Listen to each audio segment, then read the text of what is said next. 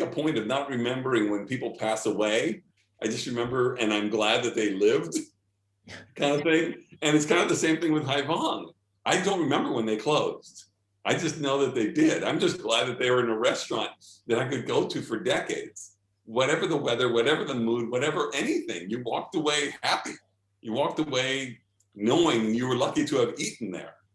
I feel lucky to have been able to go there, like I said, for years and years and years and years. It was just magnificent. Chicken and pastry, the fresh rice noodle, the pork rolling cakes, which I would probably kill somebody for. As good as the food is in Vietnam, it's so much better when it's made by Kathy and Tong. It's just remarkably good. We always went there with like 6, 7, 8 of us, and we all suddenly had kids and it started multiplying. And again, you kept seeing the same regulars, you know, weekend after weekend, year after year, and hundreds of meals later, I'm completely satisfied. We were very, very upset to hear that they had closed. We would go there, and granted, we were used to waiting. Even if you put your name down, you have to wait. And you're just kind of outside mingling. We would play cards, we'd order wine, Kathy would come out, and we'd ask, what do you have today? And I think half the time there were different wines, and we try this and we try that, and she come out with glasses. It was very much like a family. It's the best description. It's like going to your mom's house. You know, they know you, you know them, and they make sure you're fed. Everybody knew everybody. It was like you walk in and it was, hey, how's it going? Hey, good to see you again. Hey, did you try this? Did you try that? And I don't know, I would go through cycles. I would for a couple of months, I would order chicken and pastry every single time, along with, of course, pork rolling cakes and spring rolls. And then I would get into their soup, and I would just order that all the time with pork rolling cakes and spring rolls. Our friends, you know, I'd bring somebody else in, they go, you've been here a while. And I go, shut up, just shut up. I'm going to have dinner here and you're not gonna ruin it for me. It's also the first place I took my wife on a date. It's funny because I've got all my favorite dishes, and I didn't even give her a chance to order because I was so excited to show her this. Oh yeah, you gotta get the chicken and pastry, the fresh rice noodles, and we'll have 3 orders of the pork rolling cakes and 2 orders of the spring rolls. I have a friend who lives in Colombia who ate there, I think, twice. Every now and then I'll post something about Hy Vong, and he thinks I'm rubbing his face in it because he lives permanently in Colombia now. And he's like, they're doing pop-ups. Do you know when the next one is? I'll fly in. I'm like, here's the link to their Facebook page. Keep an eye on it. When this whole pandemic thing started, I don't know why. And Kathy won't let me reimburse her or do something, but they fed the neighborhood.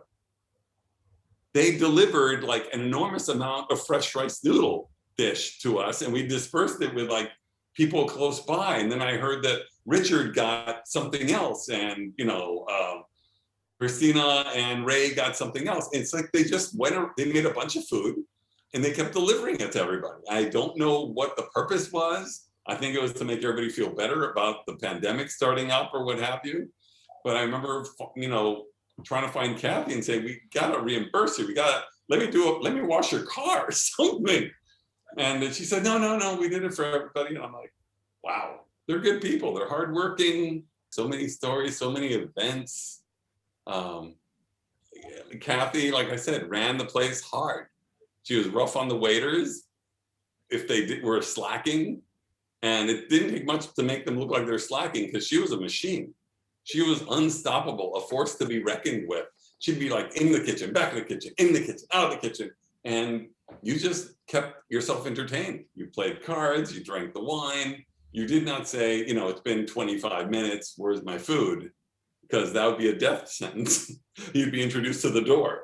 And Tong worked like crazy. That little kitchen, it was like a little galley kitchen. I use the term galley literally because it was like the size of a kitchen you have on a small sailboat. Everything was, I'm surprised she didn't burn herself. Everything around her was hot. It was, you know, and she's frying this and flipping that on a pan, and she's just like moving, and there's a little tiny window, and somehow, I don't remember Tong yelling when the food was ready. They were just sort of synchronized. Kathy would go to the window, there would be, run back. Kathy would go to the window, run back. When Lynn was very young and she was walking around between the tables, I mean, it's what happens when you get older. Suddenly the same little kid is going to Harvard and is smarter than everybody else in the room. And it's just, they are the American success story. What's in the book is mind blowing.